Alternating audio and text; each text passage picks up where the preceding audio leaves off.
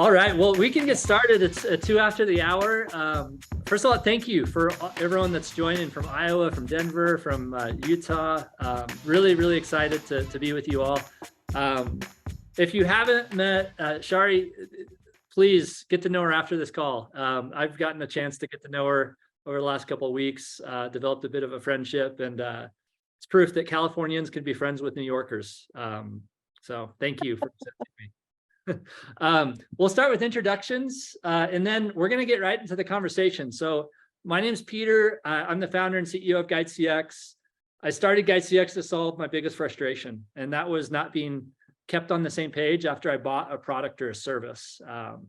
I feel strongly that the expectations of the modern day consumer are different than 10 years back, right? Like modern day consumers expect to be in the know. They want to know what's going on with any process that they're going through, from a home build process all the way from to buying software.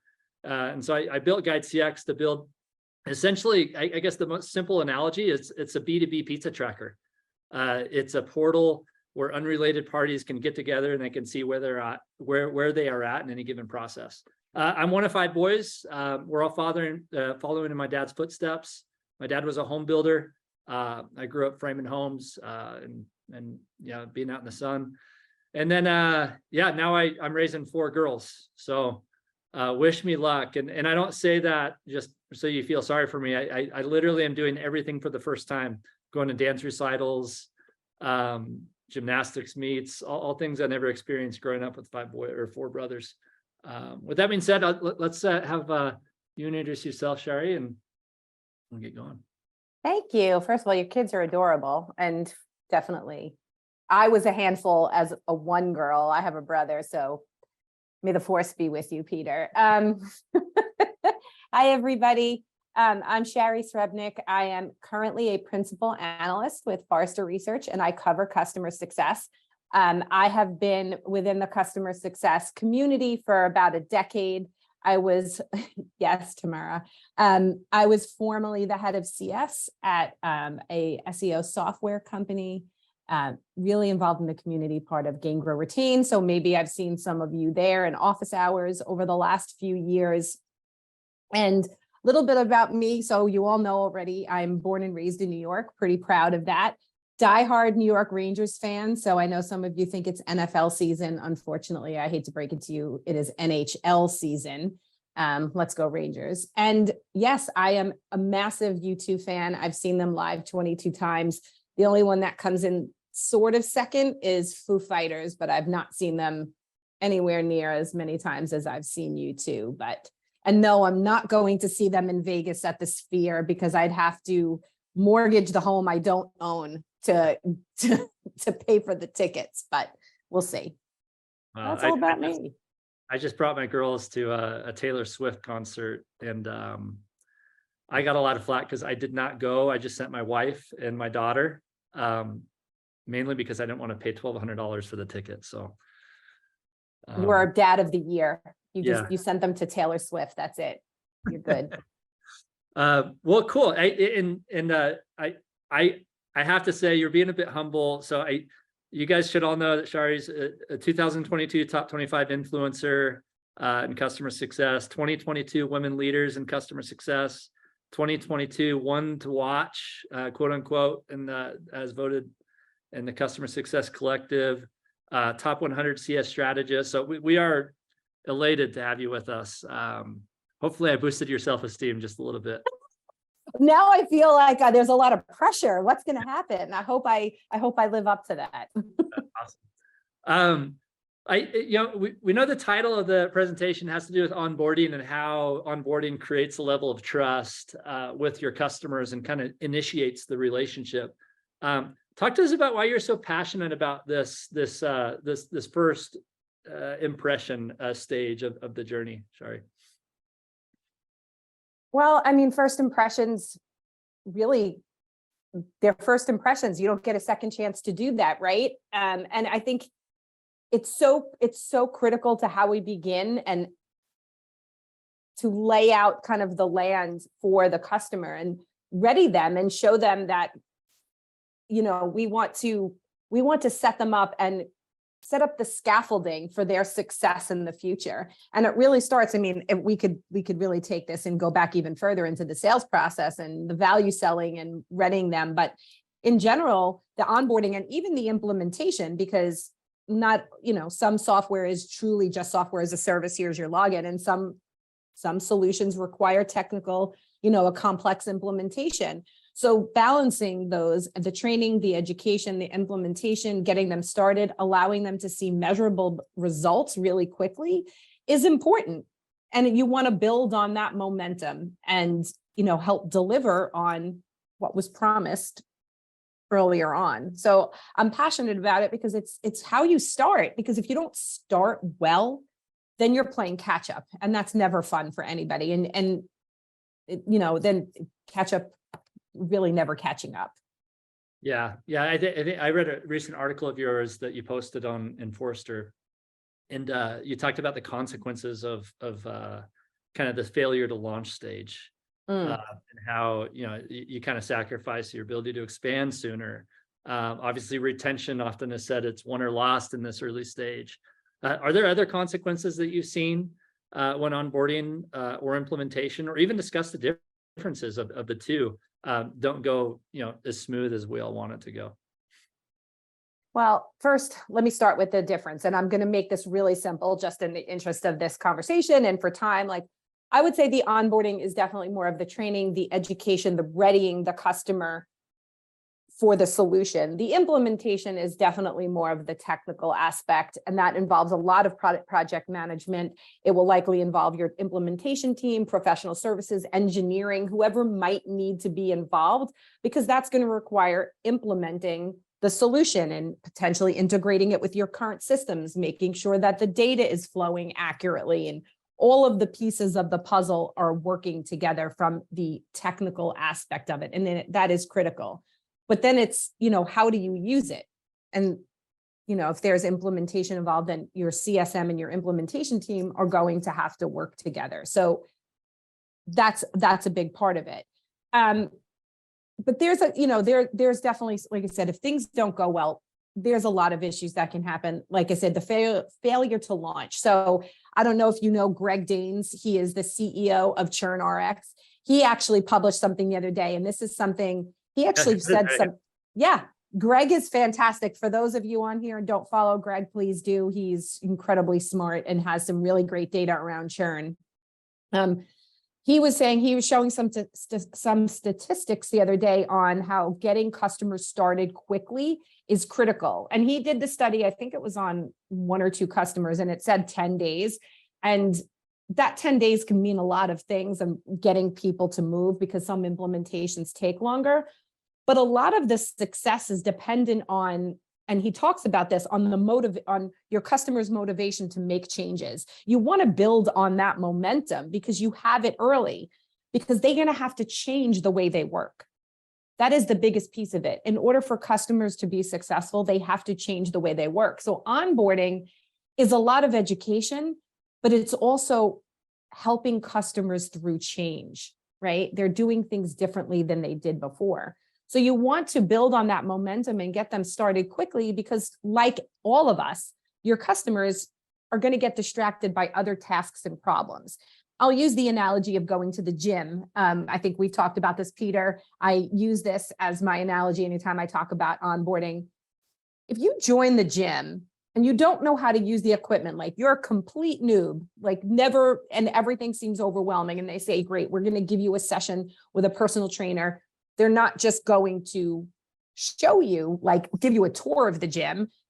They're going to work with you to figure out your goals, and they're going to show you how to leverage and adopt the equipment so that you can achieve those goals, right? You see the analogy there. But if that appointment with the personal trainer doesn't happen till 30 days after you sign the contract, what's the chances you're showing up for that appointment? Because you don't go in between.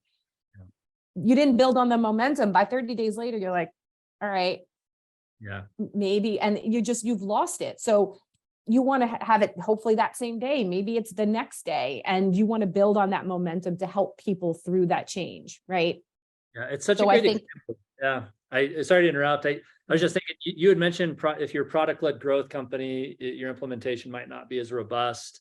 But then in the same sentence, you said, success is all about kind of encouraging the motivation to make changes happen. I look at all these free trial products where customers can literally just sign up and start using a product or service. And your analogy of the gym just hits home to me, because I can go to any gym and they'll probably give me a 7-day, free pass.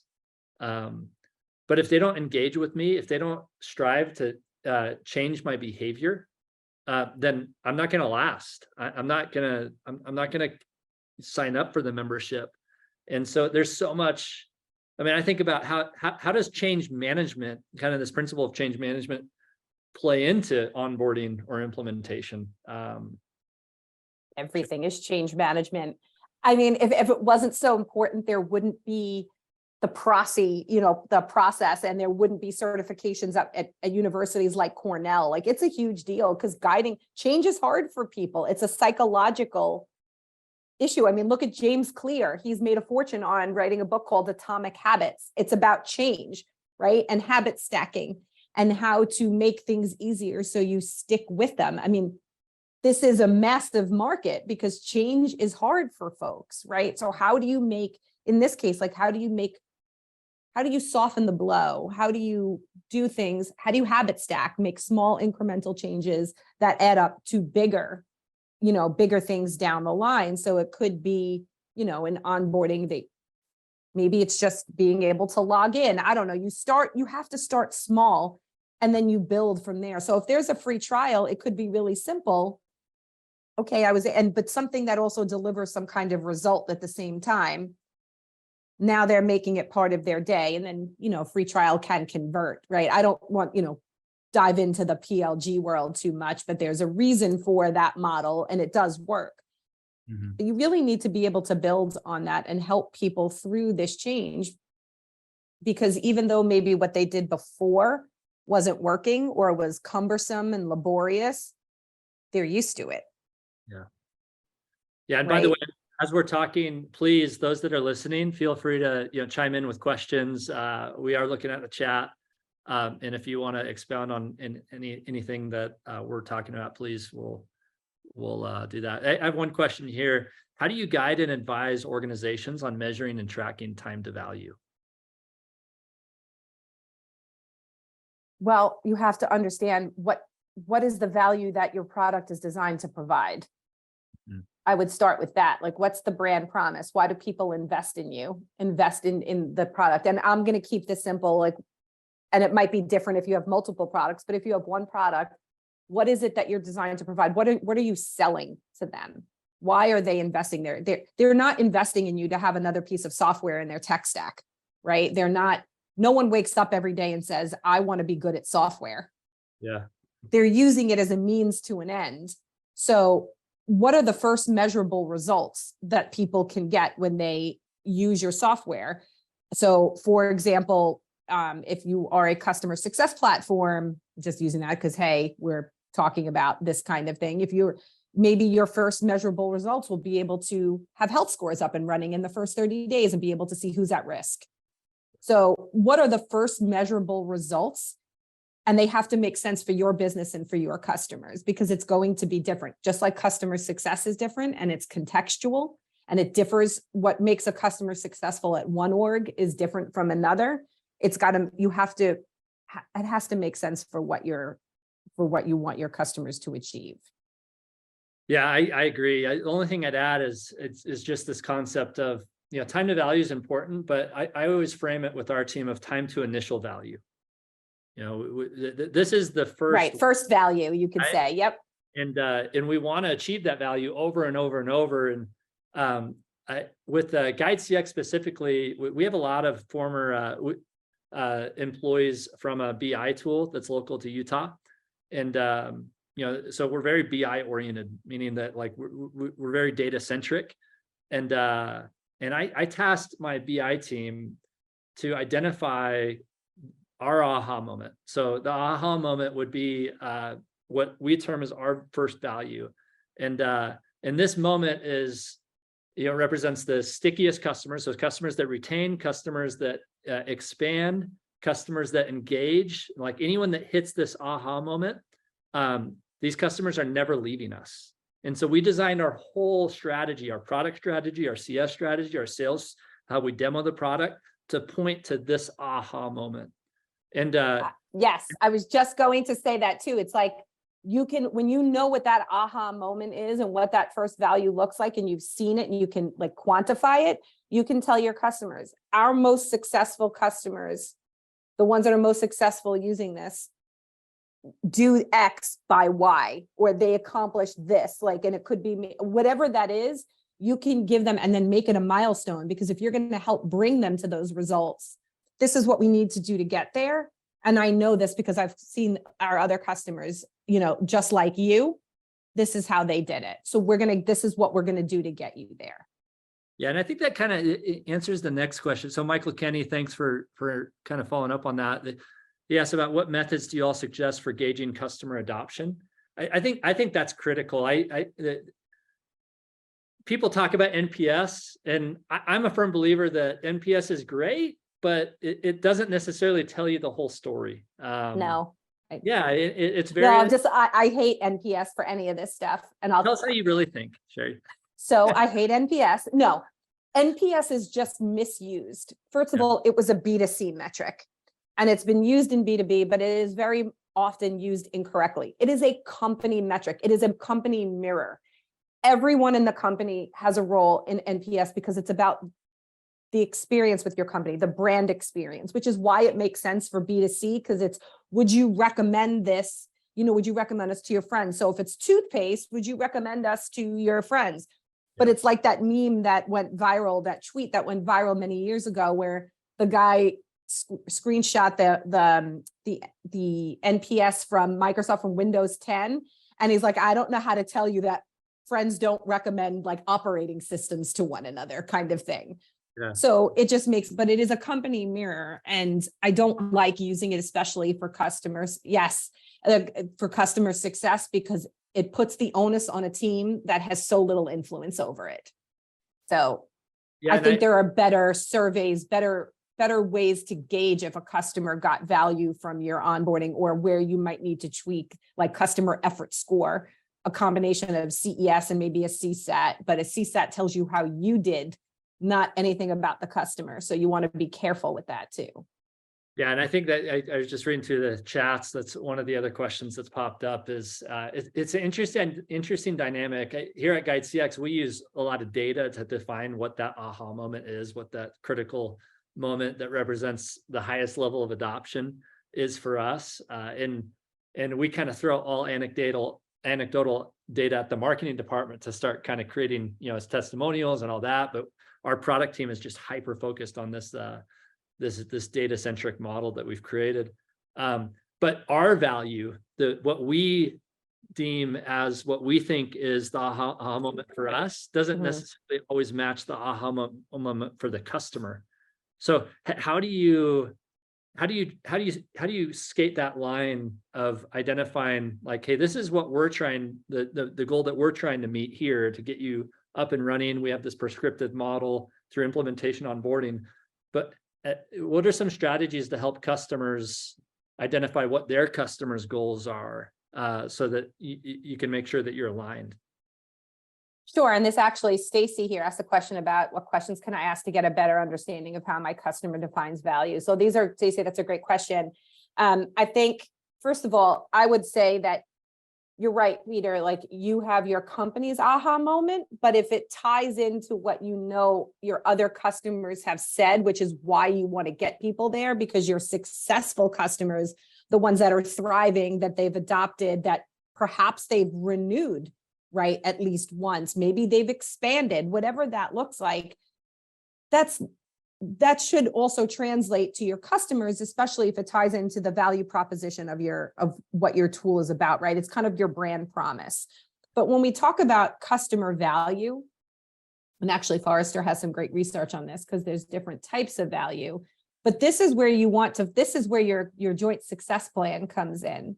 And I realize that maybe some people might be scaled CSMs, and there are ways to sort of automate certain parts of this. But if we're going to talk generally here, your joint success plan is where you collaborate. And joint is the key word here because it's a collaboration between CSM and the customer to understand like, what is it that they want to achieve? You want to start big. What's the outcome? They invested in your tool for a reason. You need to understand that.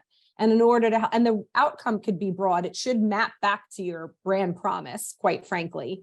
But then you want to understand their near and far term objectives. And then you can start putting out like, what are the milestones? Or if you think in OKRs, what are the key results that help drive those objectives? And you can start figuring out that plan. And you want to ask questions like, you know, why they invested in this, what they're trying to achieve. So if it's say HR software, it could be reducing time to hire. And it can, you know, the metrics, the success metrics you would want to match it to what your platform does. If it's customer community, it should be how many people are registered in the community. It should be a number of activated users in your community, something along those lines. So those type of success metrics should match to what the software is about. And you want to start having those conversations early on. And like I said, it should match back to what this is, what the software is all about to begin with. Yeah, it's almost like the more frictionless we can make the listening mechanism of helping customers tell us their goals, their aspiration, their hopes, their dreams, the more empowered you will become to actually fulfill those hopes and dreams. There's an analogy I often share. It's pretty close to my heart because it involves one of my daughters, but she was born not breathing. And and anyways, they have that little panda machine. They kind of take the baby out and they put the baby under the lights, they warm them up. And I found it interesting that, like, you know, when a baby is born, they give that baby an APGAR score, meaning that, you know, this is how healthy the baby is. It kind of dictates the short-term care, the next step for the baby. You know, our daughter was born with a very low APGAR score. And so she unfortunately had to get life flighted to another hospital. She's fine now. She's like my most energetic one. But she had to go to another hospital to, you know, to kind of get access to this machine they didn't have at our hospital. And that NICU score defined what level of engagement or what process was going to follow. And to relate that back to what we're all doing, not to, you know, erode the reverence of, you know, human life to just our daily jobs.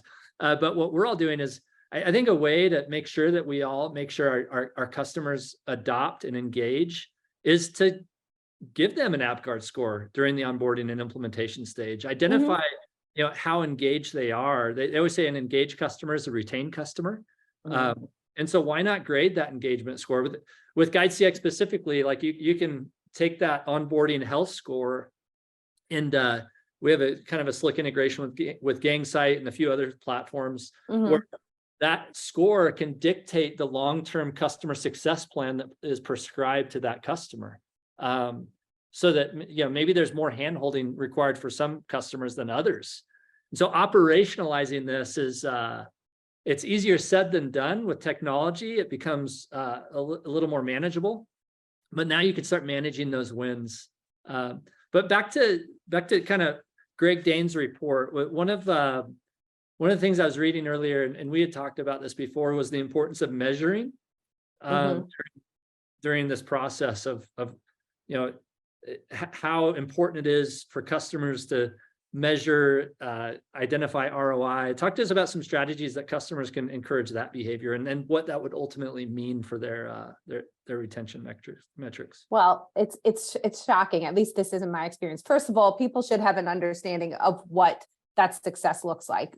They're having that conversation. So hopefully sales is uncovering some of what that looks like, and customer success is brought in before, you know, the deal closes to start on readying them for engagement, for the kickoff call, for onboarding and potentially implementation if it requires that, and even start building the success plan, because that can help as well. But you'd want to understand, like, it's the same thing as defining what they define as value. What are their measures of success? Because it's also helpful to have them define it in their own language. so that you can speak to them in that language as you go forward. And again, it should make sense to why they invested in the tool to begin with. It shouldn't really be that far off. So again, if your HR software reduce time to hire, they want to change streamline some hiring processes or the paperwork, and what does that do at the end of the day? Well, it can save money. It might allow them to save money from even hiring another full-time employee. And then their other HR people can, a value there is that they have now time to focus on the activities like hiring, which allows them to reduce that time to hire, right? So I know that was a simple example, but being able to understand what the customer defines as success is really important. Did I answer that? Yeah, no, you did. I think the theme that I also read from Greg Dane's report is that I found super interesting is it wasn't necessarily critical that the report that a customer gauges their success off of, or the metric a customer gauges their success off of, reports back a positive metric. Is just the mere fact of them measuring. And you'd be surprised at how many people don't. Yeah. They don't. And that's, not understanding what you're measuring, just investing in something and not saying a year from now. Again, think of it as joining the gym. I can use this analogy again. If you're still in the exact same place and a year from now, did you leverage your investment and get value out of that? What was your success metric? Maybe it was to just become more active and go, become active, be active 3 days out of the week. And maybe it's to be able to, if you're starting from scratch, learn how to use weights and not be so intimidated. Maybe it's, you want to be able to back squat 300 pounds, right? You have a goal. I don't know. But if you don't know what you're looking for, that can be a little hard. And I'll give you an example for that. A friend of mine years ago said, this is the year, what my goal this year is to get in the best shape of my life. That's a really lofty goal. How are you going to do that? And he started talking about all these things. I'm like, but how are you going to measure it? Because getting in the best shape of my life seems really subjective. What does that mean? How are you going to benchmark it? How are you going to know when you get there? What are the measurements going to be? What are the milestones you're going to hit along the way? And he just looked at me at first like he was annoyed. But then it was because, I just put out I extinguished his dream because now he was because now I was not going to let him get in the best shape of his life. But I was like, I don't know what that means. You're either going to be really disappointed or you're going to be on a never ending quest because you don't have a specific goal. So also specific goals and understanding the path that you need to get there to reach them is important. Yeah. I think it's interesting. I love the human examples that you're sharing. It kind of brings us back to how, we are all humans and we all have expectations of how we want to be treated. And a lot of that kind of compares to how we want to be onboarded or how we want to be catered to in a customer experience that deals with the implementation. I look at some B2C examples like Amazon. The reason I don't blow up Jeff Bezos when my package is late, because I know exactly where the package is in the country and I know when I'm going to get it. And if it's late, I'm notified it's late.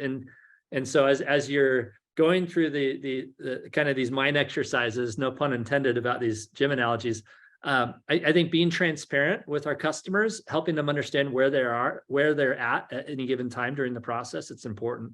One of the questions that Danny asked is, what are some top KPIs during onboarding that customer success should be tracking? So we did a study on this. I'll just answer quickly, and then you can add anything you'd like, Shari. We did a study on this not too long ago. So GUIDEcx is a platform where projects are run through, and oftentimes external customers of our customers engage in our platform. And we analyzed over 200,000 projects, and we kind of segmented out the projects that came in within the stated time frame that was originally scoped when the project started. And there's 3 things we learned. One is projects with more than 3 individuals, 3 customer side individuals invited, were more successful. They were more likely to come in time than projects that maybe just had 1 customer side individual invited. And that was an interesting learning. And I think it has a lot to do with the intrinsic accountability that happens when multiple people are in a process, meaning that like when the check signer is notified that his team member didn't do something we needed their team to do, all of a sudden the check signer is empowered to manage on their side. The second thing we saw is the number of, we actually measure this internally, the number of times a customer looks at our B2B pizza tracker, right? This customer portal that tells them where they're at in the process at any given time. On average in our platform, it's 2.7 times per week, an external customer visits it.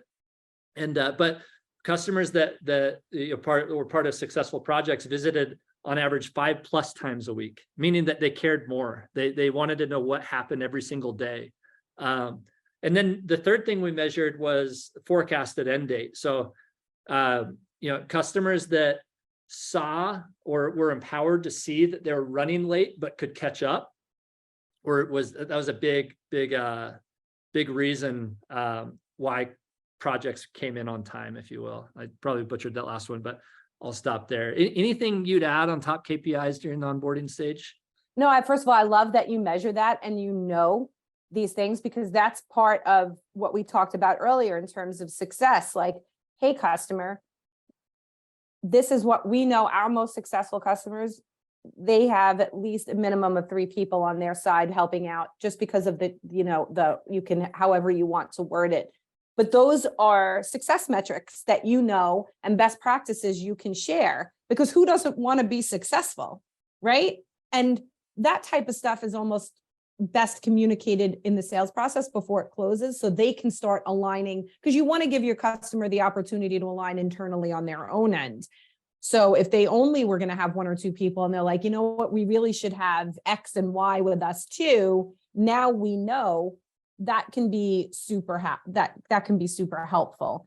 In terms of other KPIs to track, I think, again, a lot of this will be dependent on your own organization and what if you've measured onboarding, like, can you track back a customer that has renewed their first year and maybe, I don't know, expanded in the first, like, do you have data that says, for example, can you connect the dots? And I'll give you another example that I had from a customer a couple of months back.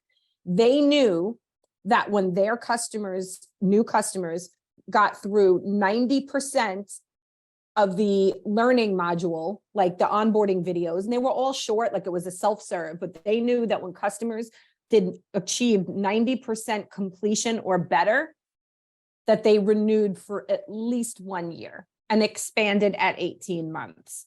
They were able to correlate that. That was the dots they connected. So that was always their goal. If they saw people, like, for example, if there were people that were falling off, you could mitigate that. If you see that by, I don't know, day 15, that they should be at X% and they're at Y, well, then there should be a playbook, some kind of mitigation to help get them to where they need to be. Yeah. So again, a lot of these metrics, I know people are probably so tired of hearing those of us in the CS world say it depends, but it does, because customer success is contextual, and what makes a customer successful at one organization is different than what makes a customer successful at another. But having some quantitative data on tying it back to onboarding is going to help you understand what you want to be tracking. Yeah, such amazing points. Just a little time check, just respectful of time. We have 4 minutes left. I'm reading through the questions here. One of them comes from Arup. How can we help clients who missed out on initial onboarding and implementation and now have been using the product for a few years? They may have possibilities of changing their workflows to help them optimize the usage, but they don't want to go through another training as you think they know it all. So I think that general gist is, how do we re-onboard customers? I mean, I think that's kind of what it comes down to. So that's hard because, I mean, to the point of they don't want to go through onboarding, and you're not going to be able, and you don't want to make somebody do something, but this could be where, and I'm big proponent of customer success, of course, but they don't have to do everything. Yeah. So perhaps when you have these types of customers and you know that they're not looking as healthy, if you're running some kind of health score, you have, health scorecard somewhere, whether it is in a customer success platform or you have a proprietary tool that does it, and you like thinking that they're not that healthy, it's because they're not they're using it, but they haven't adopted it in a way that's going to help them be successful. This is where, if you have them, a customer marketing team can help, because they're going to help you with an adoption campaign. Or do you see a lot of customers falling off and their adoption isn't great? Like, are they the same type of customer? Are they the same industry? Are they in the same segment? Perhaps there's some kind of lunch and learn or some kind of customer facing webinar that can be done. These are tools to help with adoption. Again, customer marketing, this usually falls under their remit. If you don't have customer marketing, you could work with your marketing team or product marketing to help with that. But I wouldn't say you want to push people through an onboarding. What are ways that we can re-engage them? Perhaps as a CSM, if you have access to something, you can use something like a free tool like Loom. You can create some really short videos and send them to your clients, because you also can tell if they open it, like what would be valuable for them. Don't just send it to send it. Like, what would be valuable for them? What do they use your tool for? What drives them? What are their measures of success? And you can send them some content to help re-engage them in a way that might make sense. And then if you're their CSM, maybe on your next call with them, you can use that as the basis for your call to make sure you're driving some kind of value. So I don't think it's about re-onboarding them. Yeah. It's more about adoption, the right type of adoption. Yeah, you had specifically written about this in one of your articles about how, it's important for teams to work with product sales, finance, engineering. Where my mind goes is, what tickets or support related items have been sent in from a given customer, and can we learn from kind of these questions and prescribe certain treatments going forward to be more proactive with those individuals? Support is a gold mine. Yeah. If you're looking as a CS leader, especially if you've got, you can use your support queue and say, what kind of questions are being sent in that maybe shouldn't be sent into support, but we can alleviate by having the right content in our knowledge base. Or, if we have a video library as well, the part of the knowledge base, like what can we do to free up support from answering questions that are really not support? And CSMs don't need to be, I hate to say it this way, but wasting their time on things that we can help customers in a self-serve fashion, because people don't want to rely on a person for everything. If they can get their question answered easily by reading an article or watching a 1 or 2 minute video, that's going to be a lot more helpful. Yeah, I think, this is, I'm passionate about this topic as well. I always say the best companies in the world do things so customers don't have to call them.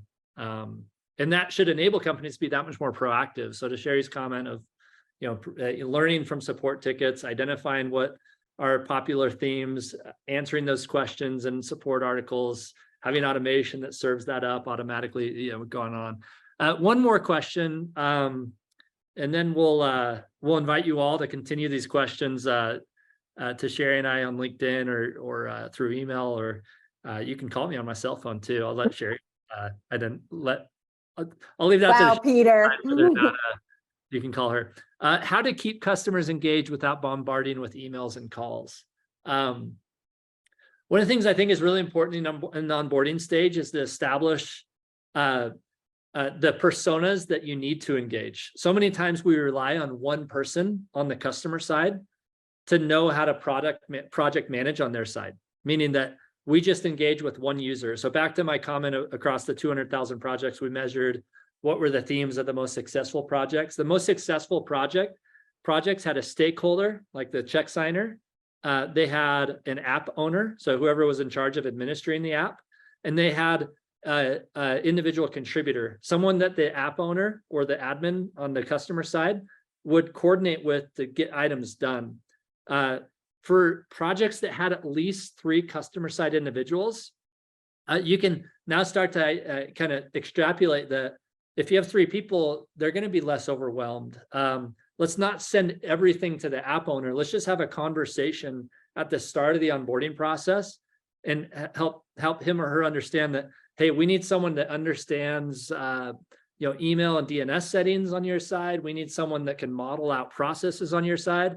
And then the third persona we need is someone that is going to be responsible for training your people. That way we can now kind of divide and conquer. We can assign those individuals the right deliverables and tasks, and then follow up accordingly with those individuals and only notify the app owner if something isn't done that's going to affect the critical path. That's where I'd go. Anything that you'd add there, Shari? Well, my first thought is, I want people to get away from the thought that engagement means emails and calls. Yeah. Because it's not that. How do you measure customer engagement? I would say, what is healthy engagement look like for your customers at your organization? And there's lots of different things. It really, again, it depends on your product and it depends on what that looks like. But things that you can look at as engagement is, are they using the tool, right? Are they using the software? And I don't just mean logging in every day. If you can see where they're going, like, if you have a Pendo or a Mix panel or something that looks at product analytics, are they activating the right features that are going to lead them to success, right? Are they using that? Are they, do they engage with any kind of survey like voice of the customer or any kind of customer marketing campaign? Did they attend webinars given by your organization or anything geared towards customers? Do you have a customer community? If so, are they active in that? Do you have learning content? Do they engage with the learning content? Do you have regular standing like calls with your customer, like say once a month or biweekly? Do they show up for those? Do you have, based on how you manage them, do you have a joint success plan? Do they have goals? Do you engage on those types of goals? So it depends on the segment and the engagement model for that segment, because obviously the long tail that might be fully self-serve situation or might be much more digital led with self-serve options might be very different than your strategic enterprise that gets a lot more hand-holding your human involvement.